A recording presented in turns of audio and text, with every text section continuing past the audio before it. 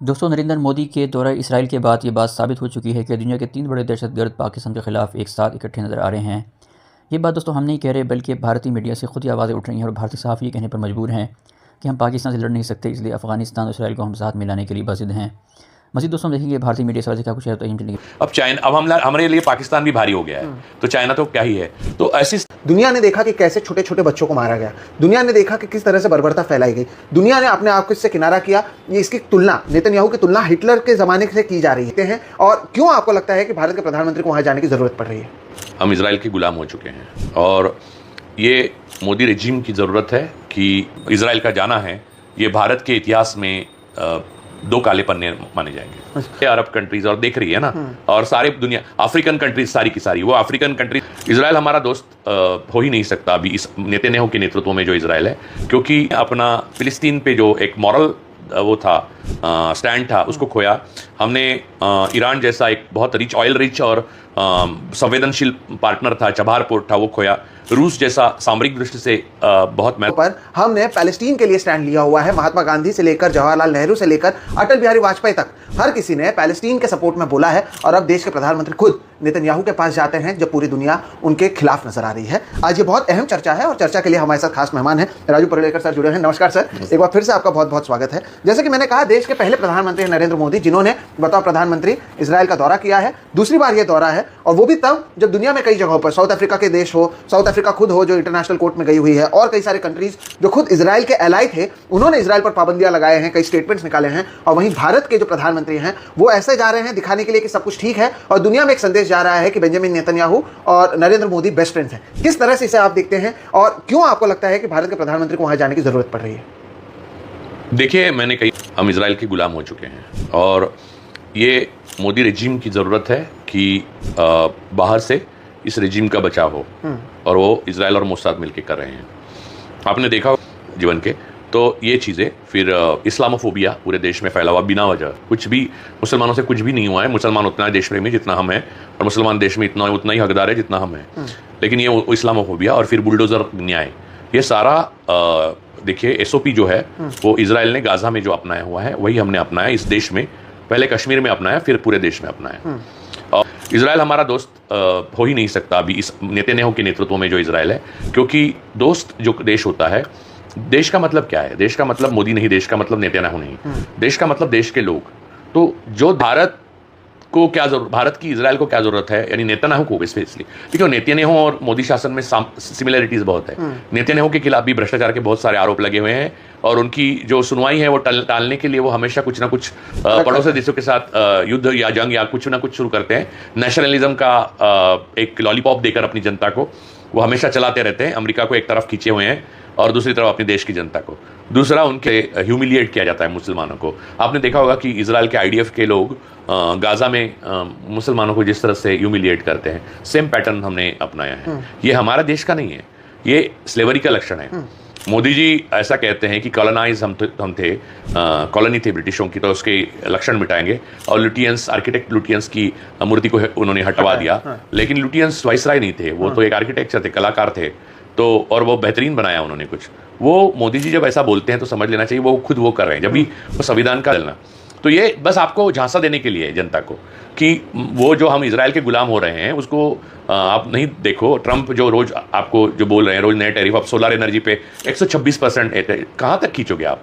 तो ये सारा छुपाने के लिए सारा चल रहा है। और फिर देश में डस्ती, यानी इजराइल और हमारे बुरे संबंध तो नहीं थे, अच्छे नहीं थे तो बुरे नहीं थे, लेकिन पैलेस्तीन हमारा भाई है, क्योंकि पैलेस्तीन को मान्यता देने वाला हम पहला देश है, पहले नॉन अरब देश। हाँ। और गांधी जी का ये कहना था कि जैसे ब्रिटानियों का है, जर्मनों का है, फ्रांसीसियों का है, वैसे पैलेस्तीनियों का है। और इजराइल के राष्ट्र बनने के लिए उन्होंने वो खिलाफ रहे। अल्बर्ट आइंस्टाइन खुद यहूदी थे, लेकिन वो भी खिलाफ रहे। जिनको दिमाग है वो तो जर्मनी को देना चाहिए अपना एक हिस्सा इजराइल के लिए, है ना। तो बात यह है कि ये यूरोप ने हमेशा किया है कॉलोनाइज करने के लिए। अब स्थिति में सबसे बड़ी बात यह है कि चबार पोर्ट जो था ईरान का, वो हम खो चुके हैं। ईरान के साथ 3000 साल की हमारी दोस्ती, उससे हम तिलांजलि दे चुके हैं। मोदी अपनी कुर्सी के लिए क्या क्या कर रहे हैं देश के लिए।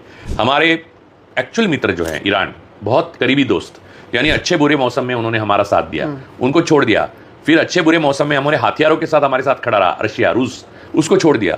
और चले हैं इजराइल। ऐसा है कि इजराइल सामरिक रूप से इजराइल के साथ में कोई भी नहीं है। और अरब कंट्रीज ने पहली बार कहा कि हमारे बेसिस हम यूज करने नहीं देंगे।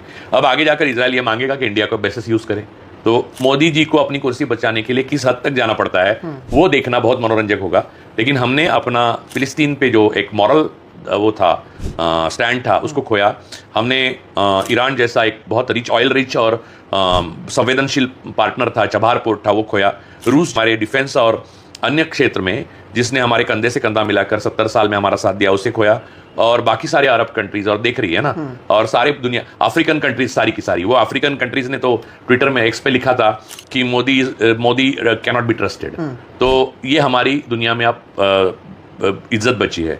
मुझे लगता है कि मोदी जी को ऐसी स्थिति में नैतिक रूप से अगर नेतन्याहू से दोस्ती निभानी है तो पहले वो इस्तीफा देकर जाना चाहिए था उनको। दोस्त अपनी जगह होता है, देश का प्रधानमंत्री अपनी जगह। तो पर्सनल दोस्ती या दुश्मनी है, पर्सनल कुर्सी की जो लोभ है, कुर्सी का लोभ और कुर्सी की ज़रूरत, वो और इंटरनेशनल रिलेशंस एक देश के, इतने बड़े देश के 1.5 बिलियन लोगों के बहुत अलग होते हैं। और वो मोदी जी का सर बात कर रहे हैं। दुनिया ने देखा कि कैसे छोटे छोटे बच्चों को मारा गया, दुनिया ने देखा कि किस तरह से बर्बरता फैलाई गई, दुनिया ने अपने आप को इससे किनारा किया। ये इसकी तुलना, नेतन्याहू की तुलना हिटलर के जमाने से की जा रही है। और ठीक उसी समय, क्योंकि आप ये बार बार कहते भी हैं कि we are enslaved by Israel, इतनी क्या मजबूरी है कि जब पूरे दुनिया अलग हो रही है तो महात्मा गांधी जिस देश से आए थे उसका रिप्रेजेंटेटिव जाता है, और नेतन्याहू भी वही चाहता है कि दुनिया को दिखाए कि देखो मेरे साथ अब भी लोग जुड़े हुए हैं। और भारत जैसा एक देश अगर वहां पर जा रहा है तो ये कितना गलत संदेश एक तो दुनिया में जाता है। और क्या ऐसा करते हुए हम भी हमारे हाथ को उस खून से नहीं रंग रहे हैं जिस रंग से नेतन्याहू ने अपने हाथ को रंग दिया और वहां पर हजारों लोगों को बर्बरता तरीके से मारा गया है और अब भी मारा जा रहा है,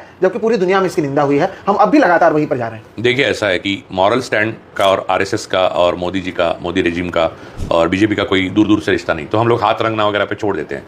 लेकिन व्यवहारिक रूप से भी हम क्या पाए हैं? कुछ नहीं पा रहे हैं। मेन चीज़ ये है कि मोदी जी के जाने से करीब 20 दिन पहले हिंदुस्तानी मजदूरों को नस्लवाद के आधार पर यहूदियों ने वहां पर मारा था। क्या मोदी जी वो मुद्दा उठाएंगे? क्या वो भारतीय नहीं थे? तो नस्लवाद के शिकार भारतीय लोग भी इजराइल में हो रहे हैं। आपको हर वजह से आप समझिए मोदी वहां गए हैं। मोदी चाहते हैं कि वो जब तक हैं इस दुनिया में तब तक कुर्सी पे बैठे रहें। और क्योंकि उनको ये डर है कि उन्होंने जो किया है उसका जवाब इस देश की जनता 1.5 बिलियन लोग मांगेंगे। वो मांग नहीं पाए, इसलिए वो खुद चुप रहते हैं और लोगों को चुप कराना चाहते हैं। तो उसमें उनकी नेतन्याहू मदद कर रहे हैं। और आप बार बार कह रहे हैं कि नेतन्याहू और मोदी जी मित्र हैं, तो मित्र काहे के? वो वडानगर में नेतन्याहू थे या मोदी जी तेल अवीव में बड़े हुए हैं? ऐसा मित्र कुछ नहीं होता। It's a marriage of convenience. जो दोस्त नहीं है और इंटरनेशनल क्रिमिनल माने जाते हैं, उनके नेतन्याहू को गले लगाने के लिए उनके ऑपोजिशन ने विरोध किया है, तब भी जा सकते हैं। तो क्या ही वो अपनी जनता के साथ न्याय करेंगे? क्या ही जनता का शासन करेंगे? तो ये एक इजराइल का जाना है, ये भारत के इतिहास में 2 काले पन्ने माने जाएंगे। अब चाइना, अब हमारे लिए पाकिस्तान भी भारी हो गया है, तो चाइना तो क्या ही है। तो ऐसी स्थिति में हमारे कोई भी मित्र हमें मानेगा नहीं, क्योंकि हम एक तो मित्रता के लिए क्या चाहिए? आपको बलवान होना चाहिए, हम रहे नहीं। दूसरा, आप ट्रस्टवर्दी होना चाहिए, वो भी आप रहे नहीं। तो आपको काहे के लिए मित्र मानेंगे? और इजराइल का मित्र मानने से आपको क्या फायदा है? सिर्फ नेतन्याहू का फायदा मोदी को होगा। मोदी के जाने से नेतन्याहू अपने लोगों को झूठ बताएंगे कि 1.5 बिलियन लोग, 1.5 बिलियन में से 1.2 बिलियन लोग जाके बोल नहीं सकते कि हम नहीं है इनके साथ। हालांकि वो खिलाफ है उनके, लेकिन देश मात्र नहीं है। लेकिन हम बिना वजह ऐसे इंटरनेशनल क्रिमिनल गैंग के साथ नहीं जाने वाले। और फिलिस्तीन के साथ जो राइटफुली ये एक कॉज है, राइट कॉज है, वहाँ के बच्चे, बूढ़े, स्कूल, कॉलेजेस, हॉस्पिटल, जर्नलिस्ट, सबको नेतन्याहू मार रहे हैं। जो आधुनिक शैतान का रूप माना जाता है नेतन्याहू को, ऐसे व्यक्ति के साथ भारत का प्रधानमंत्री कहने वाला व्यक्ति 2 दिन अगर दोस्त बन के जाता है तो यह भारत की सालों की तपस्या पे एक कालिक पोती है मोदी सरकार ने। और इसके ऊपर अगर कोई बोला नहीं गया, बोल रहे हैं लोग, लिख रहे हैं, तो ये बहुत बड़ा अन्याय होगा भारत की जनता के साथ। क्योंकि भारत की जनता ऐसे कामों को कभी बढ़ावा नहीं देती। भारत, ईरान और रूस भारत का दोस्त था, भारत का दोस्त है और भारत का दोस्त रहेगा। ये मोदी शासन है और उनके 10-15 दोस्त हैं। 2 मेन दोस्त है, 4 दोस्त है मेन, बाकी 10-15 इधर उधर के हैं। उनके लिए इजराइल आवश्यक है, नेतन्याहू आवश्यक है, क्योंकि कॉलोनाइज हमको करना है, हमको गुलाम बना। नेतन्याहू का विरोध इसलिए कर रहे हैं क्योंकि सिद्धांतिक रूप से वो गलत है कि जो उसने किया हुआ है, नहीं, मानवीय रूप से, मानवता और सैद्धांतिक रूप से भी आप एक ऐसे आदमी के पास जा रहे हो, देश के पहले प्रधानमंत्री हो, जो आप जा रहे हो, बार बार जा रहे हो। लेकिन जब मैं पूछता हूँ कि जब हम वर्ल्ड पॉलिटिक्स की बात करते हैं, उन्हें तो यही लगेगा कि एक देश का जो मेन लीडर है वो जा रहा है, गले पे गले मिलता है, हर जगह पे हाथ में हाथ लेके घूमता है। तो इतने सालों के जो पंडित जवाहरलाल नेहरू या महात्मा गांधी से लेकर मनमोहन सिंह तक के हमारे प्रधानमंत्रियों ने दुनिया भर में एक नाम कमाया, दुनिया भर में एक रिश्ता बनाकर रखा। भारत एक ताकत था। हाँ, वो भारत एक ताकत का नाम था। हाँ। और अब इजराइल की ताकत पे हमारे गवर्नर जनरल बने हैं। और आपने कहा एक प्रधानमंत्री, यार प्रधानमंत्री ट्रम्प साहब रोज बोल रहे हैं कि ईवीएम या कंप्यूटर पे इलेक्शंस हैक होते हैं पिछले 12 सालों में। लेकिन आरएसएस के लिए भी एक इतनी आयरनी की बात है कि आप 1925 में हिटलर की वाहवाही कर रहे थे और हिटलर तभी यहूदियों के ही खिलाफ था, और अब आप नेतन्याहू की वाहवाही कर रहे हैं। यानी आपने भी एक पूरा सर्कल घूम गए हैं। आप किसके साथ हैं आप खुद नहीं समझ पा रहे हैं। जिसके नाम पर आपने अपने संगठन की शुरुआत की, जिसे आप अपने आदर्श मानते थे, अब आप यहूदियों का यानी नेतन्याहू को अपना आदर्श मानते हैं। यानी क्या आपकी कोई विचारधारा है या जो सत्ता में है उसके साथ? नहीं, गुलाम की कोई विचारधारा नहीं होती। आरएसएस कल्ट जो है वो बेसिकली एक गुलामों का कल्ट है। वहां सोचने पे पाबंदी है, अलग तरीके से सृजन को पाबंदी है, वो नाश कर सकते, सृजन नहीं। इसलिए कविता नहीं आपकी पसंद की जाएगी। फिल्म राजनीति है, उसकी वजह से देश का पूरी तरह से जो पुण्य था कमाया हुआ इतने सालों में, 70 सालों में, वो नष्ट कर दिया उन्होंने। पूंजी तो नष्ट। वो ये देखकर खुश होते हैं कि वहां पर भी मुसलमानों को मारा जा रहा है, यहां पर भी मारा जा रहा है। वो कहते हैं हम सर्वश्रेष्ठ हैं। वो अपनी एक धर्म के आधार पर देश चाहते हैं, यहां पर हिंदू राष्ट्र लाने की बात करते हैं। तो ये एक तरीका है अपने लोगों को बताने का कि हमारा दुनिया में नाम हो रहा है, दुनिया के बड़े ताकत वाले हमारे साथ हैं।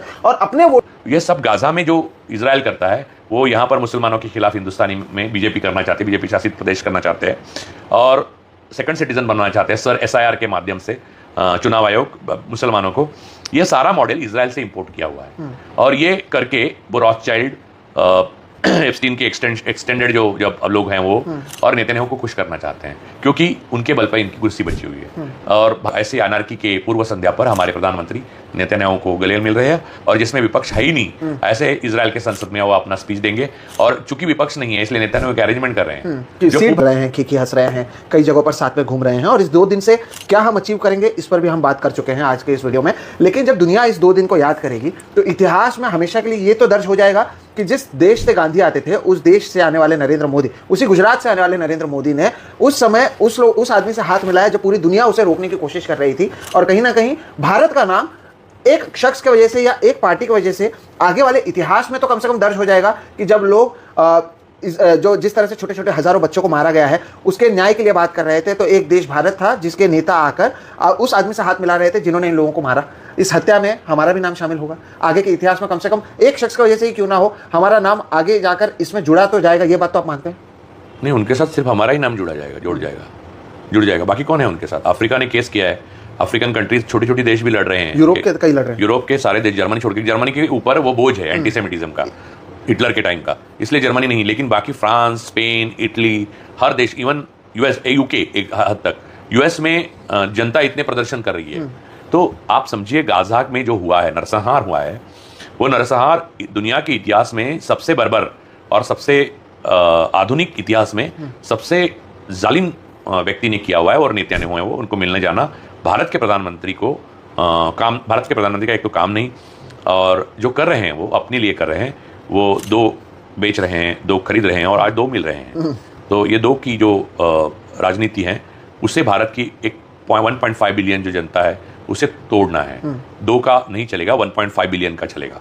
ये बात जब तक नहीं होती तब तक भारत का भविष्य अधर में है। बिल्कुल, और इजराइल का भी, दोनों देशों का। हाँ। दर्शकों, जैसे कि आपने आज सुना, हमारी कोशिश ये थी कि ये जो 2 दिन की यात्रा है देश के प्रधानमंत्री नरेंद्र मोदी की, जिसे लेकर गोदी मीडिया बताएगा कि कैसे 2 ताकतवर देश मिल रहे हैं, सच्चाई ये है कि इससे क्या वाकई भारत को या इजराइल किसी को भी फायदा होगा? क्या इससे हमारी इकोनॉमी को फायदा होगा या कुछ इंडस्ट्रियलिस्ट को फायदा होगा? और तो और क्या इससे आपकी जो लिखते हैं, और जिस तरह से उन्होंने जवाब दिया उससे तो यही समझ में आया है अब तक कि इस मुलाकात से भारत को फायदा नहीं बल्कि भारत के भविष्य को नुकसान है। और तो और इतिहास में एक शख्स की वजह से हमारा भी नाम इजराइल के नेतन्याहू के साथ जुड़ जाएगा कि जब गाजा में लोग मर रहे थे और उसके खिलाफ दुनिया भर के लोग लड़ रहे थे, भारत का जो नेता था वो उस आदमी के साथ ही मिल रहा था और उसे गले लगा रहा था जो इन लोगों की मौत के जिम्मेदार है। और कहीं ना जी तो दोस्तों, ये थी आज की हमारी वीडियो। मज़ीद अगर आप इस तरह की वीडियो देखना चाहते हैं और भारतीय मीडिया रिएक्शन सुनना चाहते हैं पाकिस्तानी पॉलिटिक्स और मज़ीद खबरों के हवाले से, तो हमारे इस चैनल को बेल की घंटी के साथ ज़रूर सब्सक्राइब करें। मिलते हैं अगली वीडियो में, तब तक के लिए इजाज़त दें। अल्लाह हाफिज़। पाकिस्तान जिंदाबाद।